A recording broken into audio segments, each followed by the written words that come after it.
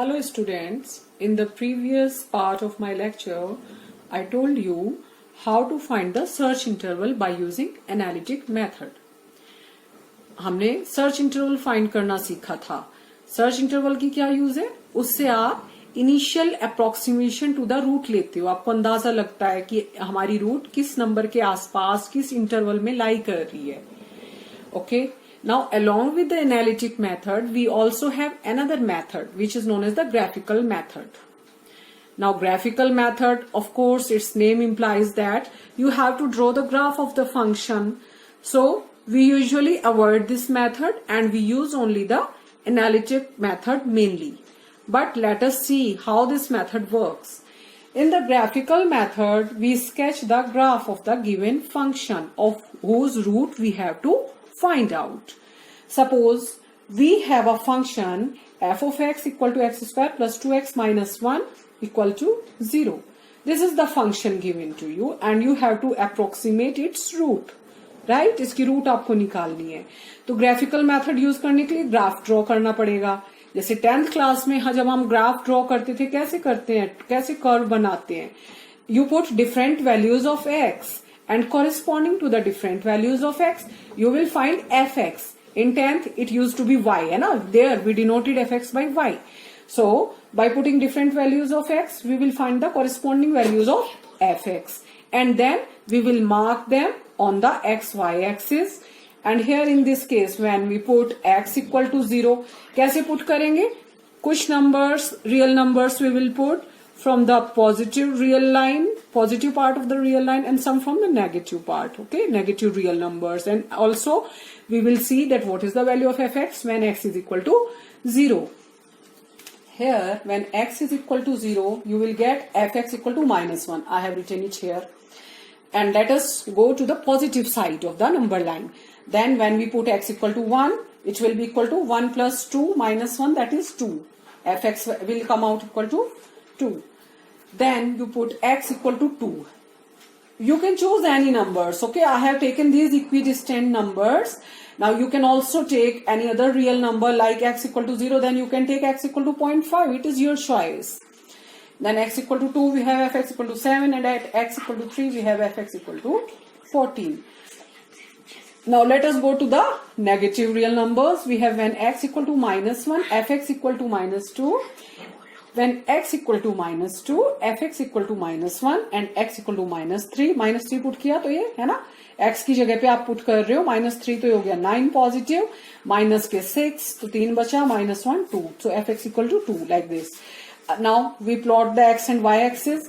Now first of all let us we will locate the different points. And when x equal to 0, fx equal to minus 1. So when x is equal to 0, so this point we get. Right? When x equal to 1, fx equal to 2. X equal to 1, fx equal to 2. You will get this point. 2 points. Now, when x equal to 3, you get fx. These I haven't shown here because there was lack of space. Now, let us go to the negative side. X equal to minus 1, fx equal to minus 2. X equal to minus 1. It means corresponding to this. देखिए यहाँ पे x equal to minus 1 है. Then we have fx equal to minus 2. So, we get this point. When x equal to minus 2 is where? X equal to minus 2 is here. X equal to minus 2, we get fx equal to minus 1. Corresponding to this, we put a point here. This one. And then when x equal to minus 3, ये x equal to minus 3 का है, ये है. X minus 3 है. इसकी नीचे गए fx है 2. So we have to go up here. So we get a point here. We locate a point here. This. Now we connect all of these points and we get this path or this curve, right? Now how to read this curve? You see here that the point where the curve intersects the x-axis, okay? When it will intersect the x-axis, then at that point जहां भी ये x-axis को काटेगा, तो x-axis के लिए हमेशा y की वैल्यू क्या होती है? 0 होती है. ओके, तो जहां पे ये x एक्सिस को काटेगा वहां पे y यानी कि fx ऑटोमेटिकली 0 आ जाएगा. अब fx 0 आ रहा है, so we get this equation है ना, for that value of x. It means we will get a root of this given function, इसकी आपको रूट मिल जाएगी जिस पॉइंट पे ये काट रहा है।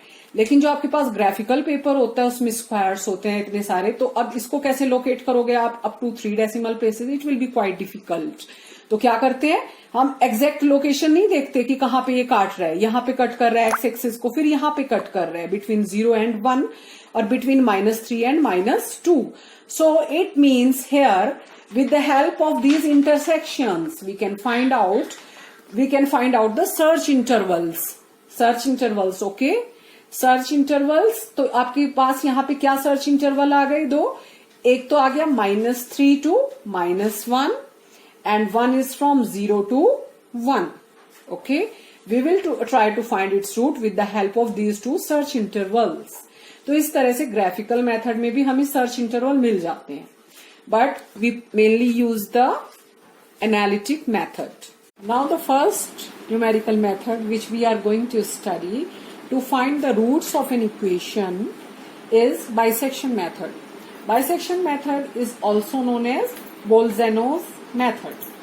Now this method also, जैसे आपने analytic method की help से beginning में search interval निकालना सीख लिया है, तो क्या करते हैं कि जो ये बाइसेक्शन मेथड है ये भी इंटरमीडिएट वैल्यू थ्योरम पे ही बेस्ड है। Now what was the intermediate value theorem, let us recall that if F x is a continuous function, सबसे पहली कंडीशन ये है कि एफ एक्स एक कंटिन्यूअस फंक्शन होना चाहिए, है ना, and points A and B are such that F A यानी कि F of A the value of the function F X at A and f of b the value of the function at the point b, they are of opposite signs, है ना, opposite signs के हैं वो। अगर यानी कि अगर एक पॉजिटिव आ रहा है, suppose f of a positive आ रहा है तो f of b नेगेटिव होना चाहिए, और अगर f of a नेगेटिव है तो f of b पॉजिटिव आना चाहिए। अगर ये भी कंडीशन होल्ड कर रही है then there is at least one real root of that function f of x lying in the interval open interval a to b, उसमें उसकी कम से कम एक रूट लाई करेगी, किसमें, open interval A to B में, राइट। ये आपकी इंटरमीडिएट वैल्यू थ्योरम थी, उसी के ऊपर बेस्ड है आपका बाइसेक्शन मेथड। अब बाइसेक्शन मेथड का ये प्रोसीजर मैंने लिखा हुआ है, इसमें क्या करेंगे, first of all I have written it is based on the intermediate value theorem. What is intermediate value theorem, you can look in the previous lecture. Now here suppose कुछ सपोजिशन करनी पड़ेगी without any loss of generality. हम मान सकते हैं कि suppose ए point है एक, that a continuous function F x, एक फंक्शन है कंटिन्यूअस है in some closed interval A to B, right. इस इंटरवल में आपका फंक्शन कंटिन्यूअस है and it is negative at A, it has negative value at A and positive value at B. ये आपने मान लिया कि ए पॉइंट पे जो फंक्शन की वैल्यू है वो नेगेटिव आ रही है, बी पॉइंट पे पॉजिटिव आ रही है। Closed interval A to B अभी है हमारे पास। फिर इंटरमीडिएट वैल्यू थ्योरम क्या कहती है, जब फंक्शन के लिए ये चीज होल्ड कर रही है कि there is at least it's one of the real root which lies in the open interval A to B. अब ओपन हो जाएगा interval, right, A and B will not be included. Now फिर यही कहा आगे मैंने कि so at least one real root of F X lies in the open interval A to B, है ना। So it will lie here like this. Now let the approximate value of root B x1। देखिए इसमें आपको actual root नहीं पता है इसकी क्या है, वो आपको फाइंड आउट करनी है, और एकदम एक्चुअल रूट हम ऑब्टेन नहीं कर पाते, बट नियरेस्ट अप्रोक्सीमेशन तक हम पहुंच जाते हैं, so that the error involve is just minimized, बिल्कुल कम एरर हो आपका, अप टू द थर्ड और the fourth decimal place error होगा। Now let the approximate value of root B x1। ये जो फॉर्मूला है, ये जो मैंने आपको न्यूमेरिकल मेथड या फिर इटरेटिव मेथड की डेफिनेशन में मेंशन किया था कि we have a recurrence formula, तो this is that recurrence formula which we will use for the bisection method again and again. इस फॉर्मूले को आप यूज करते हैं और इस फॉर्मूले के बेसिस पे इसका नाम है बाइसेक्शन मेथड। क्यों? क्योंकि आप इंटरवल ए टू बी है उसका बाइसेक्शन कर रहे हो, उसका मिड पॉइंट ले रहे हो। Let the approximate value of the root B x1 equal to, आपने दोनों को ऐड किया, डिवाइड कर दिया 2 से, okay, that is the point of bisection of the interval A to B, right. This is your first approximation. इसको क्या बोलेंगे x1 को?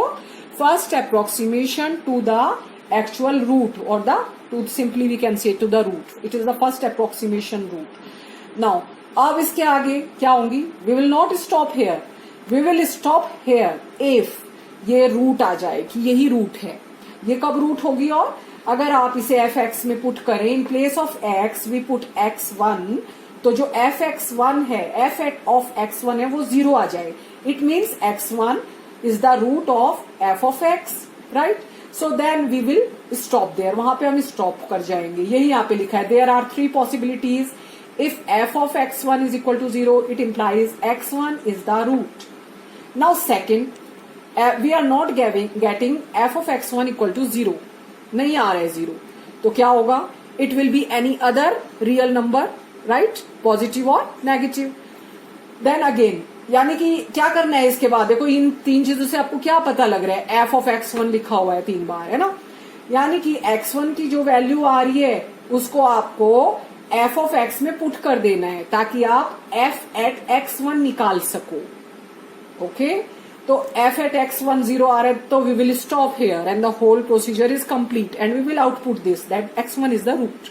Now if f of x1 is less than 0, ये नेगेटिव आ रही है, लेस देन 0 आ रही है, फिर इससे क्या इंडिकेशन मिला?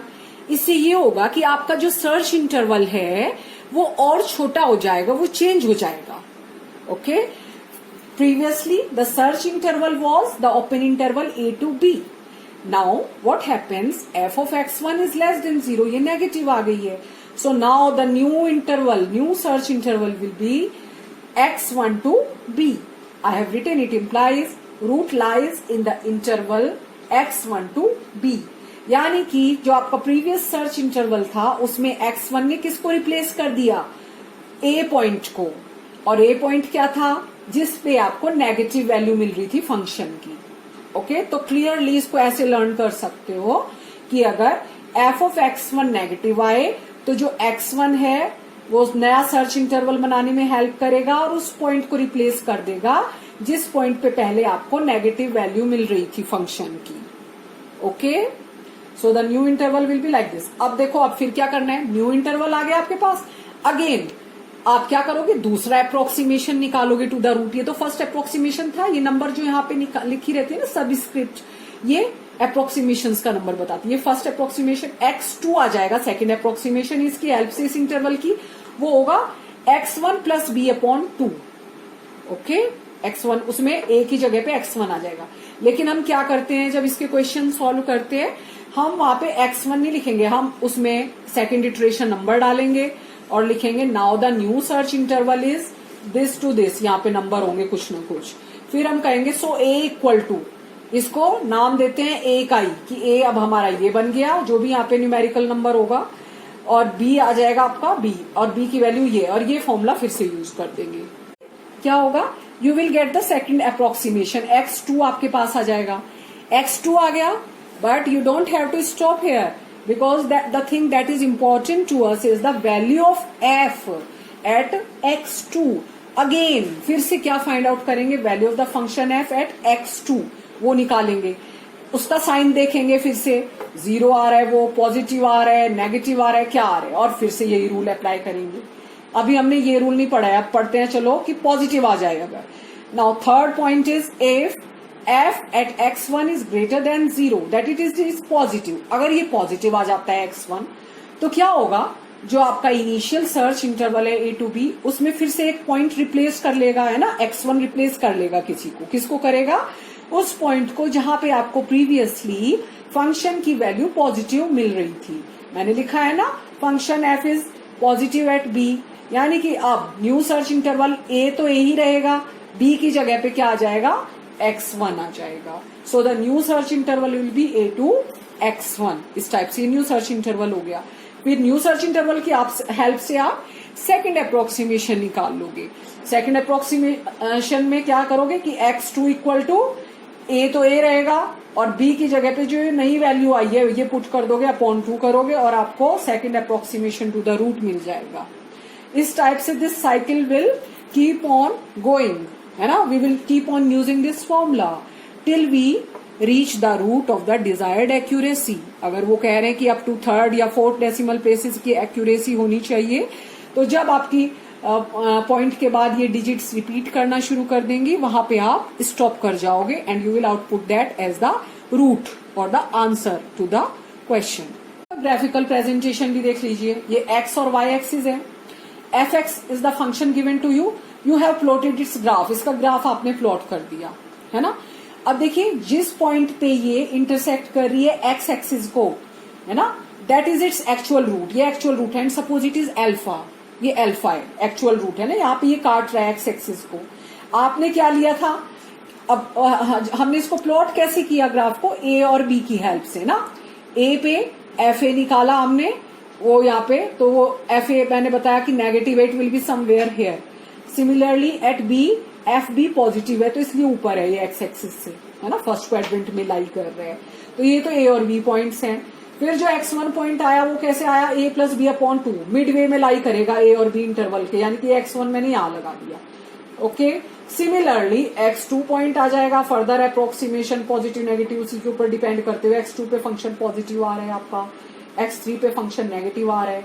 और स्लोली स्लोली ये मैंने क्यों पॉइंट लगाए हैं यहाँ पे, देखो हम ना अल्फा के नियरर होते जा रहे हैं, a b अल्फा से बहुत दूर है। फिर x1 आया, अल्फा की तरफ खिसके हम थोड़ा और, फिर x2 आया और पास आए अल्फा के, दूसरे डायरेक्शन से आए, फिर x3 और पास आ गया अल्फा के। Similarly slowly and slowly we will approximately reach alpha, approximately हम इसके पास तक पहुंच जाएंगे and you will get the approximation, best suitable approximation to the actual root, right? And this will be your answer. Thank you.